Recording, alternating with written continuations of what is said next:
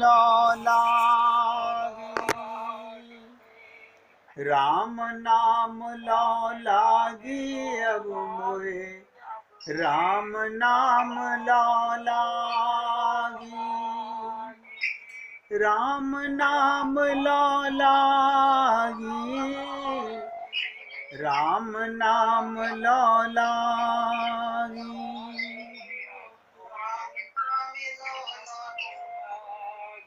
राम नाम लो लागी अब मोए, राम नाम लो लागी। गाइए गाइए।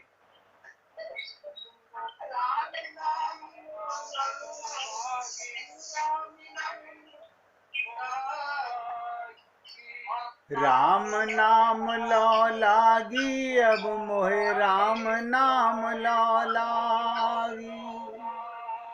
ये लौ क्या होती है सुन लीजिएगा, बहुत ध्यान से सुनो। ये लौ क्या होती है? मुख से नहीं, हृदय की लौ लग जाए बस मन में, प्रभु राम सामने खड़े हैं।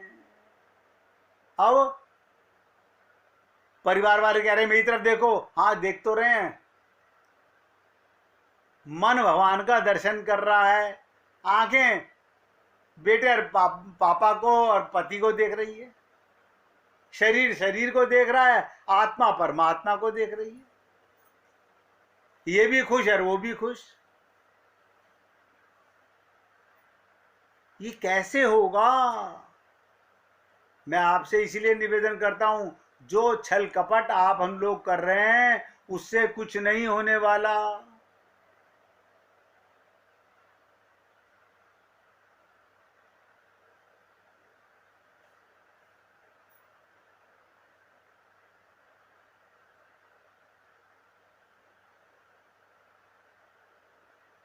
कुछ नहीं होने वाला। ये सब छल कपट के काम है जो आप और हम लोग कर रहे हैं।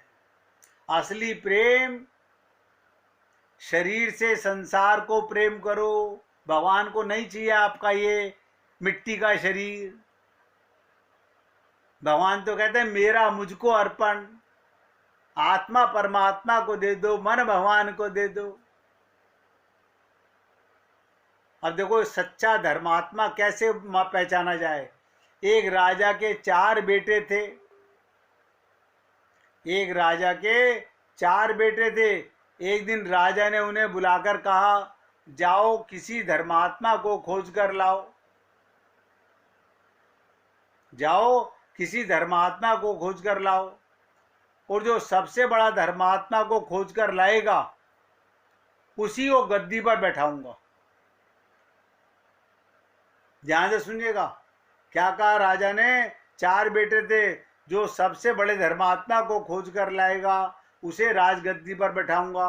तो मन में क्या भाव था कि राजगद्दी पे हमें बैठना है। कुछ दिन बाद बड़ा लड़का एक सेठ को लेकर के आया जो खूब दान पुण्य करता था। राजा ने सेठ का स्वागत सत्कार किया, सेठ चले गए। दूसरा लड़का एक दुबले पतले पंडित जी को लेकर के आया। पंडित जी कौन?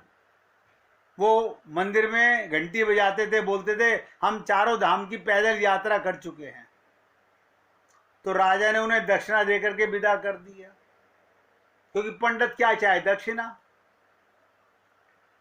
तीसरा लड़का एक साधु को लेकर के आया। आते ही साधु ने आसन लगाया और ध्यान करने लगा। बड़े बड़े तपस्वी थे, सप्ताह में एक बार ही खाते थे। राजा ने उनको भी यथोचित स्वागत सत्कार करके वापस भेज दिया। चौथा लड़का अपने साथ एक देहाती व्यक्ति को लेकर के आया, गंवार को, अनपढ़ को। उसने राजा से कहा ये कुत्ते के घाव धो रहे थे। ध्यान से सुनिएगा। उस बेटे ने क्या कहा? ये कुत्ते के शरीर पे घाव था, उसे धो रहे थे। आप स्वयं पूछ लीजिए ये धर्मात्मा है या नहीं। राजा ने पूछा तुम धर्म कर्म करते हो? उस व्यक्ति ने कहा, मैं अनपढ़ हूं, धर्म कर्म क्या होता है नहीं जानता। बस अपने सामर्थ्य के अनुसार यदि कोई बीमार होता है तो उसकी सेवा कर देता हूं, कोई मजबूर होता है तो अन्न दे देता हूं, कोई भूखा द्वार पर आ जाता है उसे भोजन करा देता हूं।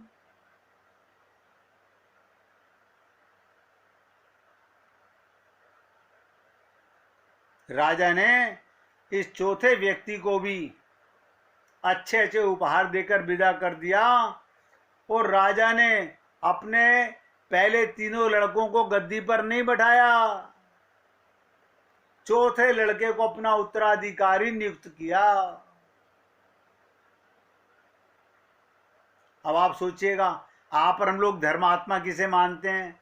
जो रोज मंदिर में जाता है। यही तो हम लोगों का समझ नहीं आती हमें कि धर्मात्मा का मतलब क्या होता है।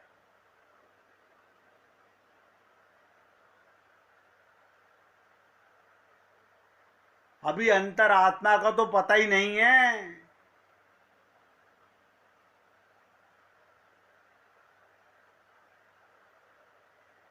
रामायण कहती है, सुर दुर्लभ सद ग्रंथ गावा।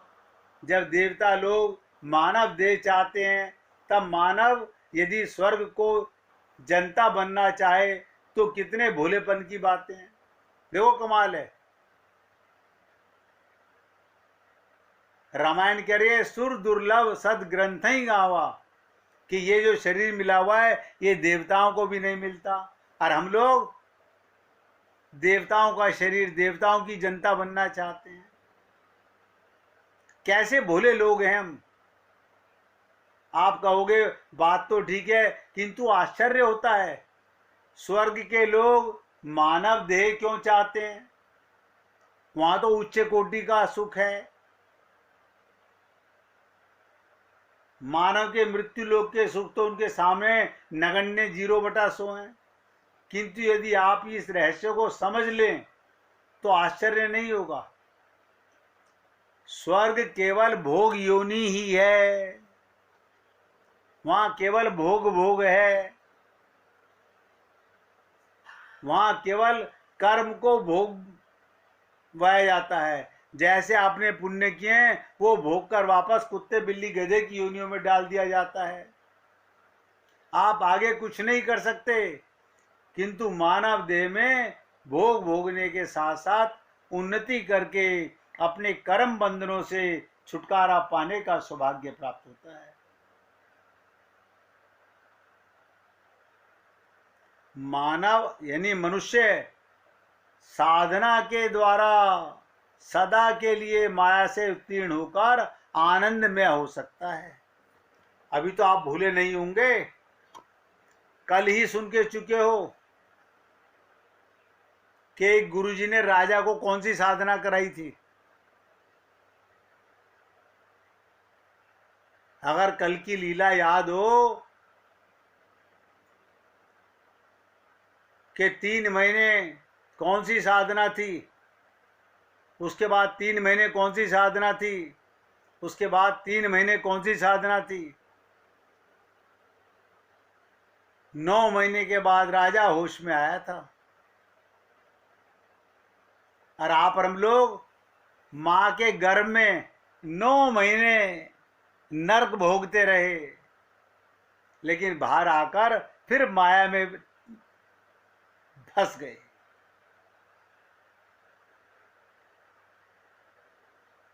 कहते ना, बिनु हरि कृपा मिले ही नहीं संता।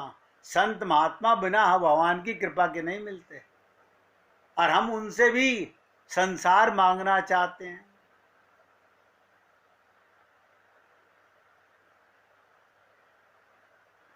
अब आप सोच के देखो, कल की साधना जो मैंने कल आपको सुनाई थी, अगर वो आपके साथ साधना कराई जाए, पहली बात तो हर आदमी कहेगा नहीं जी हमारे पास 9 महीने का टाइम कहाँ है।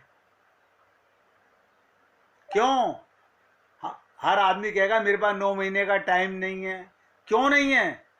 क्योंकि मेरे को परिवार की जिम्मेदारी बहुत ज्यादा है, अपना कल्याण करने की मुझे चिंता ही नहीं है। हम सबका यही हाल है, सबका यही हाल है। हम सब मूर्ख हैं, अपना कल्याण नहीं चाह रहे। हम ये सोच रहे हैं कि मेरे दम पे मेरा परिवार चल रहा है।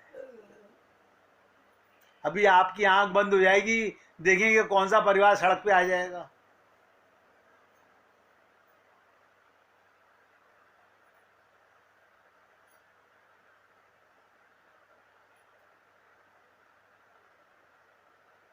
स्वर्ग केवल भोग योनि है, वहां केवल कर्म को भोगाया जाता है।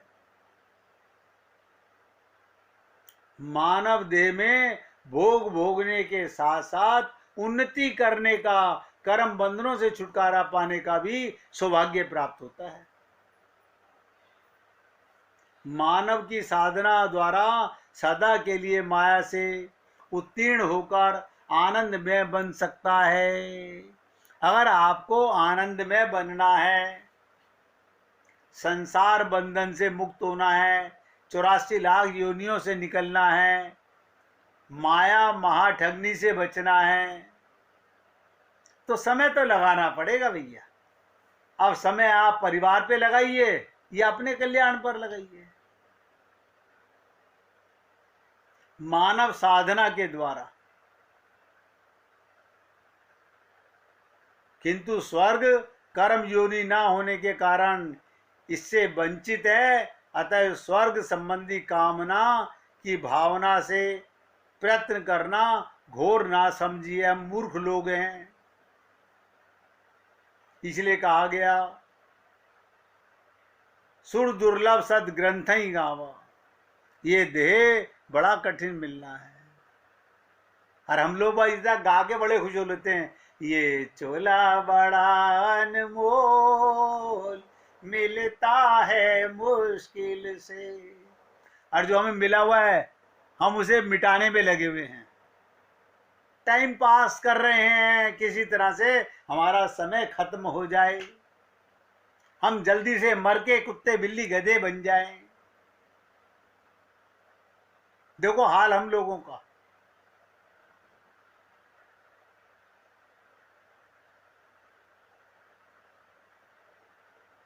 अंतरात्मा का महाभारत क्या है? आपके अंतर मन में, अंतरात्मा में वो महाभारत क्या होता है? आपने जो महाभारत सुना वो तो बाहर का महाभारत है, सुन लीजिएगा। शास्त्र कहते हैं 18 दिनों के महाभारत युद्ध में उस समय की पुरुष जनसंख्या का 80% सफाया हो गया था। 18 दिनों के युद्ध में 80% पॉपुलेशन मारी गई थी।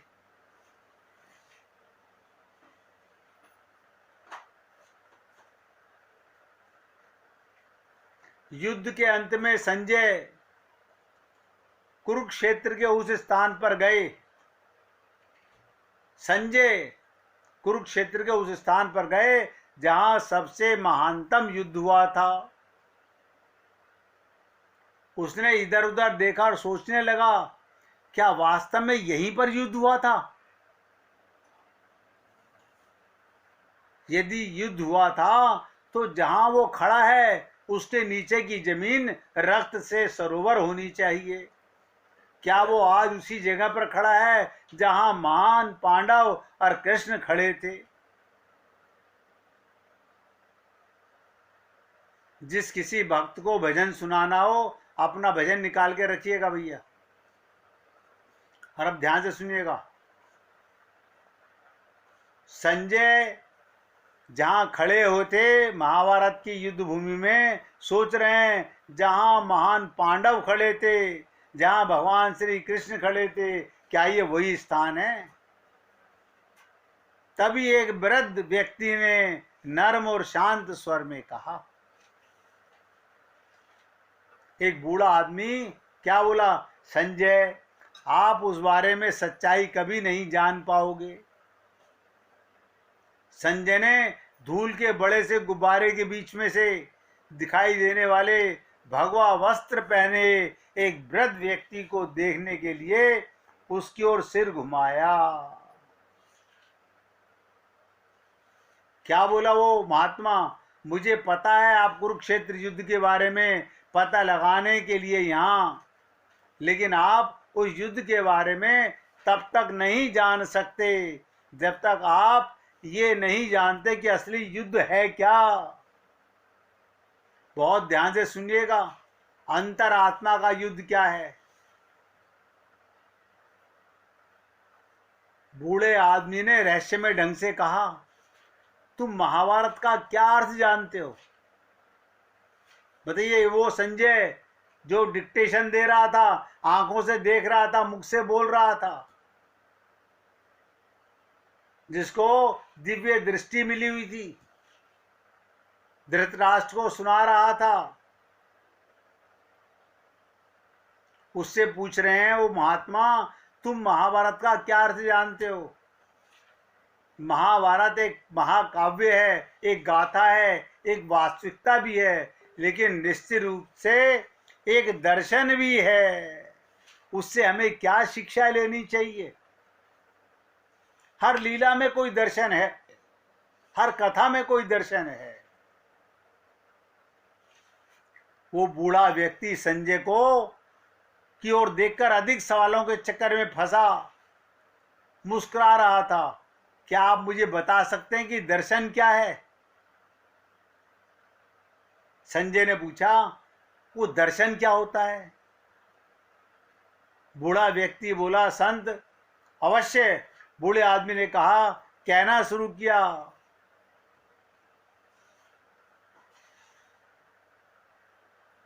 अब बहुत ध्यान से सुनिएगा। आप सब लोगों को 5 मिनट एकाग्रचित होकर सुनना पड़ेगा। उन्होंने क्या कहा? पांडव कुछ और नहीं, आपकी 5 इंद्रियां,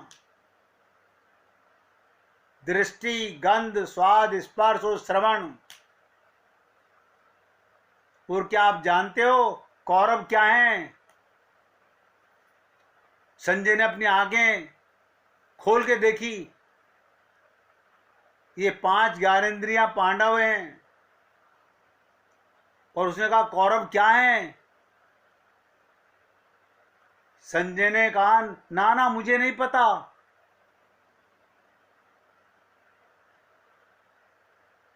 तो क्या बोला वो बूढ़ा संत?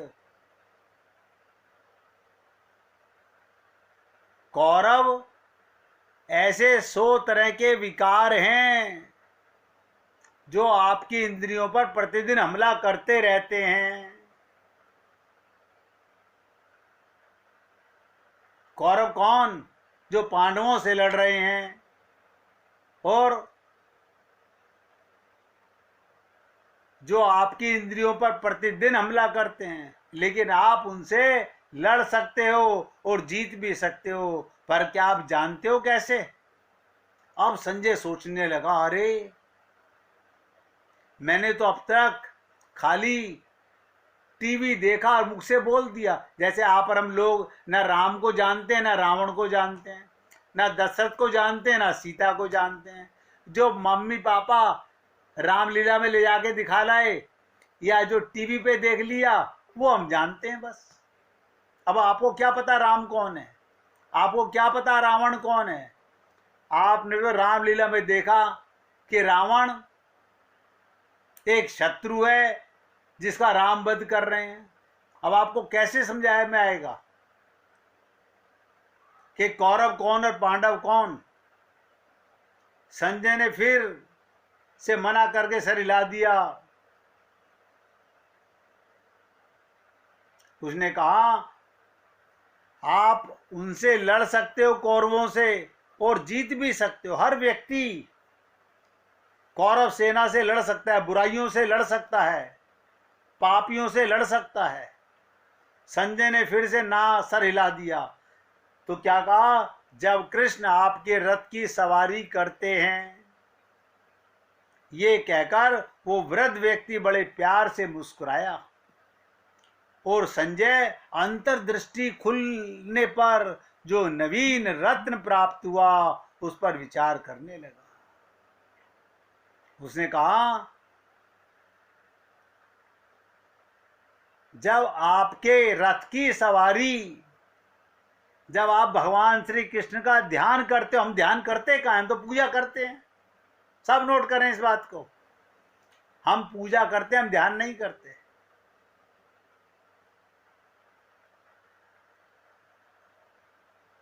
उसकी अंतर्दृष्टि खुल गई, नवीन रत्न प्राप्त हुआ, उस पर विचार करने लगा। कृष्ण आपकी आंतरिक आवाज, आपकी आत्मा, आपका मार्गदर्शन प्रकाशक हैं, और यदि आप अपने जीवन को उनके हाथों में सौंप देते हो तो आपको चिंता करने की आवश्यकता नहीं। संजय अब लगभग चेतन अवस्था में पहुंच गया, लेकिन जल्दी से एक और सवाल करने लगा। फिर कौरवों के लिए द्रोणाचार्य और भीष्म क्यों लड़ रहे थे? अगर विकार रूपी कौरव अधर्मी एवं दुष्ट प्रकृति के हैं। वृद्ध आदमी ने दुखी भाव के साथ सिर हिलाया और कहा, जैसे जैसे आप बड़े होते हैं अपने बड़ों के प्रति आपकी धारणाएं बदल जाती हैं। जिन बुजुर्गों के बारे में आपने सोचा था कि आपके बढ़ते वर्षों में वे संपूर्ण थे, तब आपको लगता है वे सभी पूर्ण नहीं हैं, उनमें दोष हैं, और एक दिन आपको ये तय करना होगा उनका व्यवहार आपके लिए अच्छा है या बुरा है। तब आपको ये एहसास हो सकता है आपको अपनी भलाई के लिए उनका विरोध करना या लड़ना भी पड़ सकता है। ये बड़े होने का सबसे कठिन हिस्सा है, और यही वजह है गीता महत्वपूर्ण है। गीता को कहना कठिन, समझना कठिन है भाई। और आप और हम लोग पढ़ के समझना चाहते हैं। वो संजय जो धृतराष्ट्र को गीता सुना रहा था, जमीन पर बैठ गया, इसलिए नहीं कि थक गया था, इसलिए कि वो समझ ले।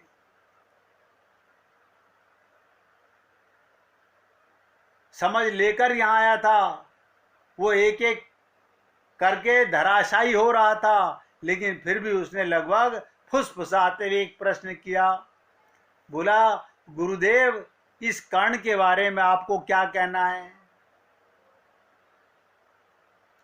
क्या बोला वो बूढ़ा व्यक्ति? बूढ़ा बोला, आपने अंत के लिए सबसे अच्छा प्रश्न बचा के रखा। कर्ण आपकी इंद्रियों का भाई है।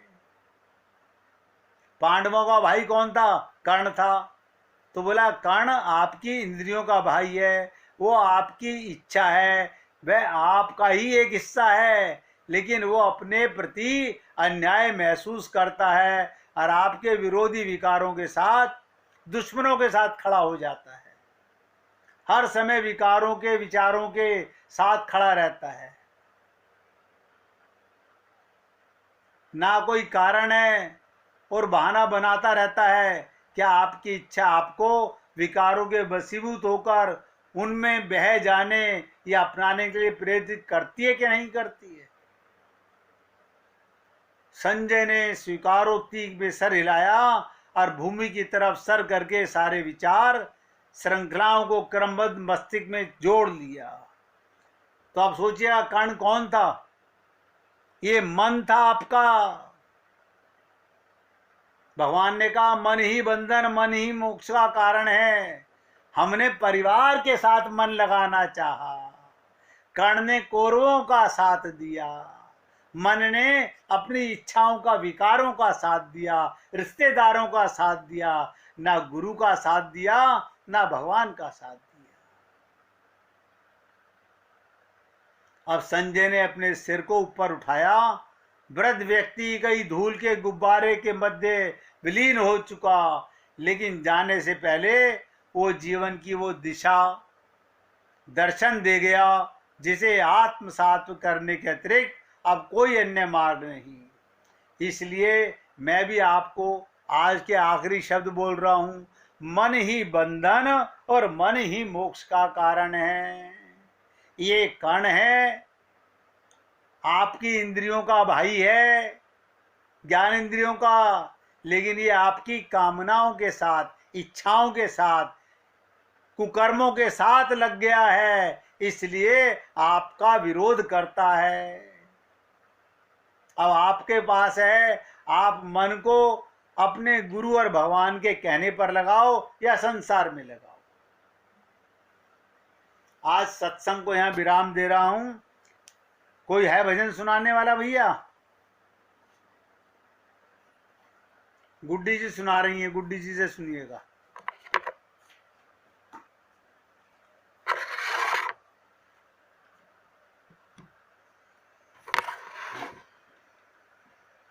सुनिए। कोई कुछ मांगे, कोई कुछ मांगे, कोई कुछ मांगे, कोई कुछ मांगे, मैं तुमसे मांगू श्याम, तेरा चरण कमल कभी छूटे ना, तेरा चरण कमल कभी छूटे ना। कोई कुछ मांगे, कोई कुछ मांगे, कोई कुछ मांगे, कोई कुछ मांगे, मैं तुमसे मांगू श्याम, तेरा चरण कमल कभी छूटे ना, तेरा चरण कमल कभी छूटे ना। प्रभु चाहे दुख हो, प्रभु चाहे सुख हो, प्रभु चाहे दुख हो, प्रभु चाहे सुख हो, पर ना भूलूं मैं श्याम तुमको, पर ना भूलूं मैं श्याम तुमको। प्रभु मन में रहे तेरा ध्यान, तेरा ध्यान प्रभु कभी छूटे ना, तेरा ध्यान प्रभु कभी छूटे ना, तेरा चरण कमल कभी छूटे ना, तेरा चरण कमल कभी छूटे ना।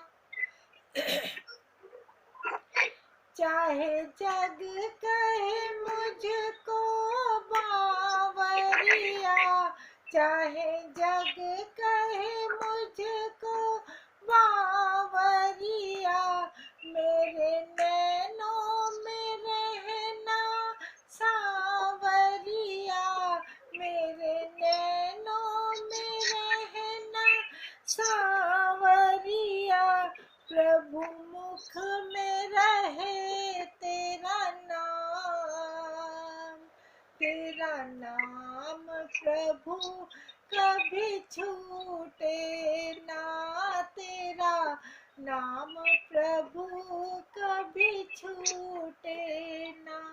कोई कुछ मांगे, कोई कुछ मांगे, मैं तुमसे मांगू श्याम, तेरा चरण कमल कभी छूटे ना, तेरा चरण कमल कभी छूटे ना। प्रभु जैसे भी है हम श्याम तुम्हारे, जैसे भी है हम श्याम तुम्हारे, मन में रहे ये आस हमारे, मन में रहे ये आस हमारे, प्रभु दे दो ये वरदान, प्रभु कभी छूटे ना, तेरी आस प्रभु कभी छूटे ना, तेरा चरण कमल कभी छूटे ना, तेरा ध्यान प्रभु कभी टूटे ना, तेरा ध्यान प्रभु कभी टूटे ना। कोई कुछ मांगे, कोई कुछ मांगे, मैं तुमसे मांगू श्याम, तेरा चरण कमल कभी छूटे ना, तेरा चरण कमल कभी छूटे ना। बोलिए वृंदावन बिहारी लाल की जय। जय जय श्री राधे, जय जय श्री राधे। बोलिए लाल जी का मंगल हो, सभी भक्तों का मंगल हो। सबको राधे राधे भगवान, सबको राधे राधे भाई, सबको